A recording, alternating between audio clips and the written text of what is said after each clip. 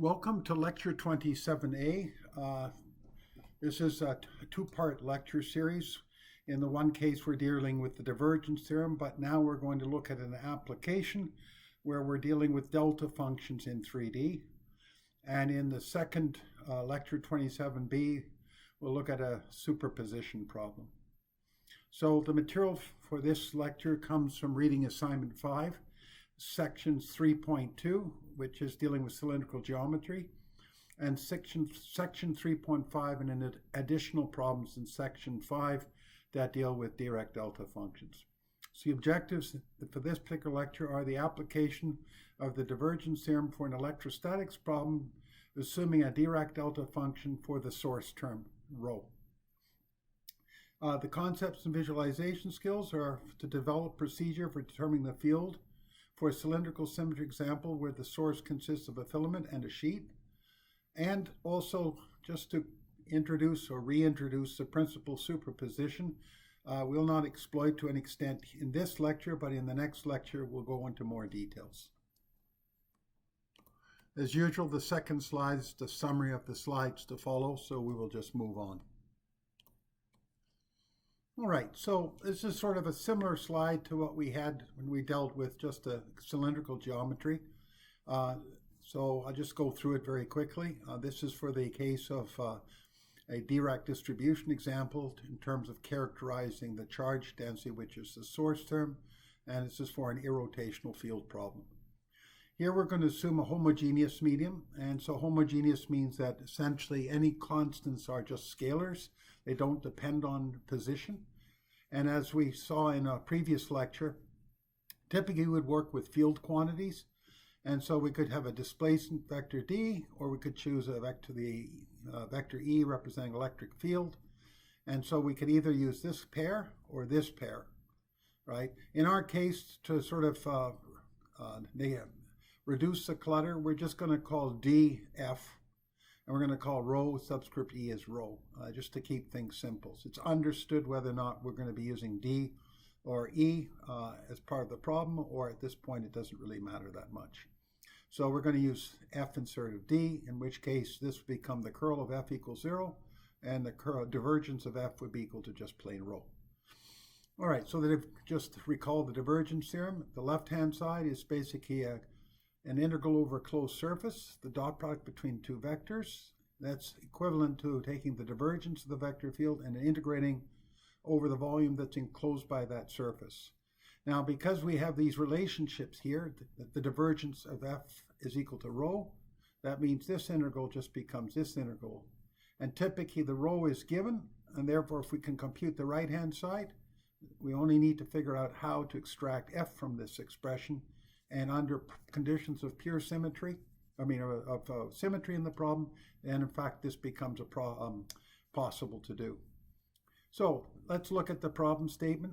We have a cylindrical shell of infinite length with radius r, and a surface charge density sigma is concentric with an infinitely long filamentary wire with line charge density lambda. So if you look over on this side, this base is a trace. So effectively this circle that you see is nothing more than a cylinder that projects into the Z and minus Z direction, and its surface charge density, which would be coulombs per meter squared on this exterior cylindrical surface, would be sigma. And this is a filament located at the origin, and its charge density is lambda, which means, and it'll be a constant. It's basically per unit length in the Z direction. So this is more or less the geometry we're dealing with. And both of these, the shell and the filament, are aligned with the Z-axis. So we want to compute F. And so the procedure is first determine the nature of the symmetry and determine if superposition applies. In other words, sometimes it's not necessary to use it. In other cases, you have no option. Second is to establish the form of F and establish the shape of the Gaussian surface. So this is more or less taking the symmetry into account and then exploiting a Gaussian surface that basically is amenable to that particular geometry, symmetry. Next would be to compute the left-hand side of the divergence theorem, followed by the right-hand side, and then equate the left-hand side and the right-hand side to compute the vector field F. All right, so let's look at basically now the charge density and the superposition principle. Just sort of, let's see how this sort of comes about in this problem, even though in this case we're not going to apply superposition, but you can see where effectively it can play a role. So we're going to represent the charge density. So we have a filament, we have a surface charge. And so if you look here, for instance, row of 1, you could represent a filamentary charge either in Cartesian coordinates, which means delta x, delta y, because a filament basically is in the z direction. And so as far as a cross-section is concerned, the Dirac function is only in the xy plane, and this lambda represents the charge density per unit length, coulombs per meter. On the other hand, we could also represent this in cylindrical coordinates, in which case it would take on this form. For the cylindrical surface, it's a sheet, right? That we would have basically, the only option here would be basically to use a cylindrical coordinates to describe what the delta function would look like. And so in this case, for the surface charge on the cylinder of radius r, it would be delta of r minus r times sigma, sigma being the charge density per unit in terms of coulombs per meter squared. If we were to add these two together, and of course here we must essentially stick with the same coordinate system. Here I've just shown that Cartesian could be used to describe row 1, but actually since here we need to work with cylindrical coordinates, we'll use the cylindrical coordinates version for row 1 as well.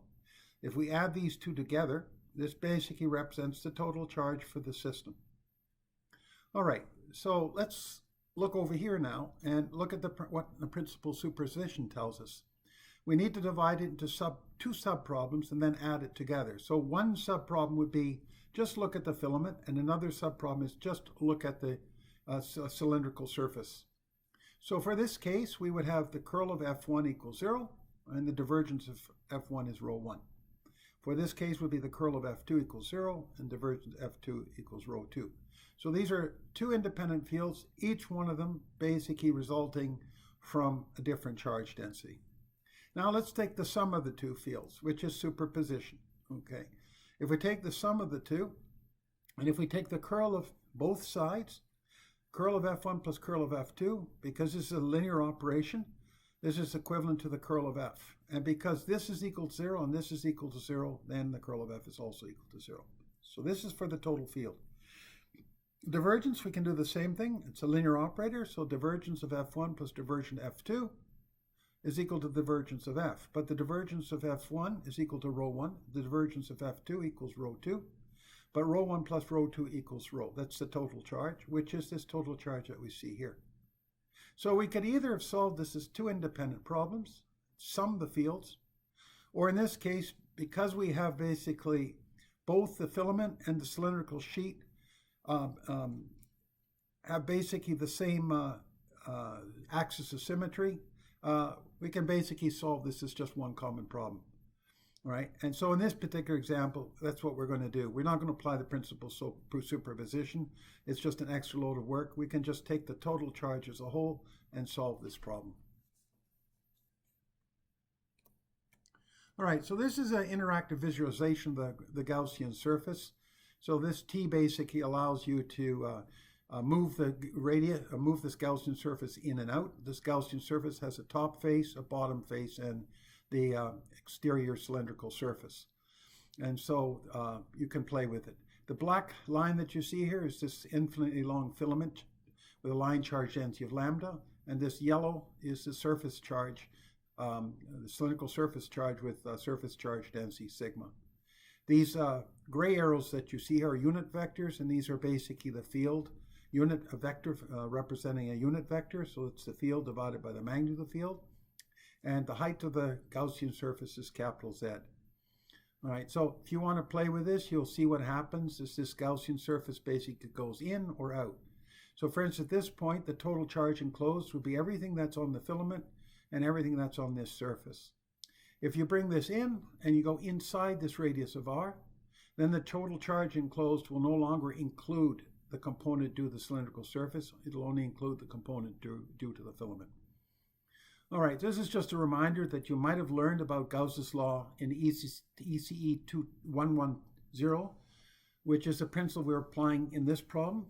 Here, the total charge enclosed, which is the right-hand side of the divergence theorem, will come from both the filament and the sheet based on the way the Gaussian surface is drawn here. The use of Gauss's law will be further investigated in EC221, which is the Electric and Magnetic Fields course, next semester. All right, so now let's basically compute the left-hand side. So we know basically that the field has radial symmetry. So we can write f out in this form. So this is f is some function of r. This is a unit vector which represents the r hat direction. So there's no z component because in cylindrical coordinates r is parallel to the xy plane. So we're going to use surface parameterization here for the external cylindrical surface. X equals r cos theta, y equals r sine theta, z equals z. This is the range on theta, and this is the range on z. The height of the Gaussian surface is just capital Z. So if we basically put this together, then we end up with this for the position vector that maps out the surface of the cylindrical surface of height z. And then we need to basically compute the differential surface area vector. So first we take a derivative of the position vector with respect to theta, and we get this result, which we'll call the t theta hat vector. And if we take now the derivative with respect to z, then we get this vector, which we'll call the tz vector.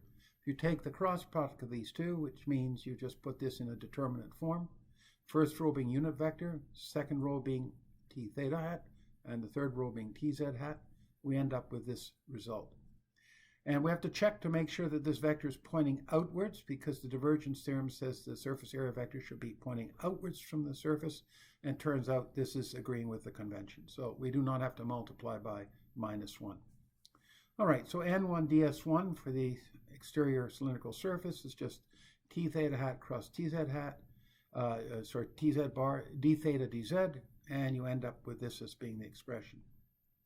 Now what we have to do is evaluate f on that surface, and so that surface means that x will become r cos theta, y will be r sine theta. So we plug these two into this expression here, and we end up basically with this representing f, which is now purely a function of theta and r. And so now we just put in the value of f here and the value of n1 ds into this surface integral, and this is integrated over the exterior surface of that Gaussian surface. That's the cylinder contribution. And f of r will come outside because the integrals with respect to theta and z, and so this is just a constant. If you take the dot product here, this will just give you r d theta z, and we end up with 2 pi rz f of r. Notice this is exactly the same expression that we dealt with in the previous case when we dealt with just a pure cylindrical geometry. And this, of course, is just the surface area of the Gaussian surface, the cylindrical surface itself. All right, so the various left-hand side possibilities of the divergence theorem for different geometries can be found on the fourth last slide of lecture 26. Make sure you know how these left-hand side expressions came to be. All right, so now we basically have to look at rho because we're going to move to the right-hand side. So how do we represent rho? Because we need Dirac delta representation. And so here, for instance, for the filament, we can either represent it this way in terms of Cartesian coordinates or this way in terms of cylindrical. As we mentioned earlier, since basically for the exterior cylindrical shell, we need to use cylindrical coordinates, we basically have to make sure we stick with the same coordinate system. So we'll be using this formulation for rho, dealing with a filament, and this formulation for rho when we're dealing with the cylindrical surface of radius r. And the units are given here as well. Okay, so now we can basically deal with the computation of the right-hand side of the divergence sim. And so we have to basically consider this now as two separate regions. The region which is exterior to the filament but inside the cylindrical shell, which would represent this, and the region outside the cylindrical shell, which is this. Notice that I use delta r because when dealing with the delta functions, we mentioned that it's sufficient just to go to one side or to the other side. And so this takes us right up to the shell, and this takes us beyond the shell.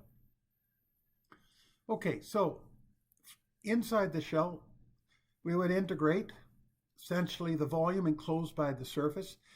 And that surface is basically the radius r of the Gaussian surface, which can go anywhere from 0 to r minus delta r. The length of the Gaussian surface is z, and we're going once around the circle, so it's 0 to 2 pi. So this is the rho representation of the filament, and so we integrate this out, and we'll end up with delta capital Z. Recall that basically when we're dealing with a filament, that when you integrate 0 over r, delta r dr, this is equal to 1/2. We discussed it earlier, and that happens because this r and this r cancel, so it's just a simple delta r dr. Okay, so again, just a reminder, the Gaussian surface only encloses the filaments, hence the total charge enclosed would be the charge density of the filament times the height of the cylindrical surface. Okay, so now let's look what happens when we go just the other side of the cylindrical surface. Well, then we basically still have the contribution that went from 0 to r minus delta r, which is what we see here. And then we have a contribution which goes from r minus delta r to r plus delta r, but we don't have to go beyond it because essentially there's no charge beyond that point. So this is the contribution of the filament, and this is the contribution to the cylindrical surface. And here's the rho associated with the cylindrical surface. So this portion here is still going to be delta z, and this portion, if you integrate it out, is 2 pi sigma r z. Okay, so 2 pi r z would be just more or less essentially the surface area of the cylinder, and sigma would be its charge density, so units are consistent. This will be just total charge. So the Gaussian surface encloses a filament and the cylindrical shell, hence the total charge enclosed would be the charge density of the filament times the height of the cylindrical surface added to the charge density of the surface times the area of the cylindrical surface. Note, the problem can be solved as a whole since the cylindrical surface shell and cylindrical filament share the same axis of symmetry. The problem could have been solved by superposition by first solving the filament problem and then surface shell problem as independent problems, and then summing the two resultant vector fields. So the next step basically is to make the substitutions and equate the left-hand side with the right-hand side and compute the field F. So here we basically have just taken from the previous slide the expressions for the case 0 is less than r is less than capital R minus delta capital R. And we obtained this result, 2 pi r z f of r. And on the right-hand side, we had delta z. So this corresponds to this side, this corresponds to this side. For the region r greater than r plus delta r, we had this result. This, of course, is still the same. Left-hand side doesn't change. Equals lambda z plus 2 pi sigma r z. And so here we can solve for fr, and here we're solving for fr, just dividing through by 2 pi r capital Z on this for this side, and 2 pi r z also on this side. We know that this is the magnitude of the field. We know the direction is in the radial direction, so we can just then write out the vector expression as f equals lambda 2 pi r hat for the condition 0 less than r less than capital R minus delta r, and for the condition r greater than capital R plus delta r, the field is basically the magnitude here, r hat vector. Okay, so the next thing then we can do is just to graph the result. So in graphing the result, we basically are using specific example here, sigma's 1, lambda's 2 pi, and r equals 1. And so up to capital R, which is the inner surface of the cylindrical shell, we basically have a 1 over r dependency, and then you see a sudden jump, and this is the contribution that's produced by the cylindrical shell. We now basically have 2 over r. All right, this concludes lecture 27A. Thank you for listening.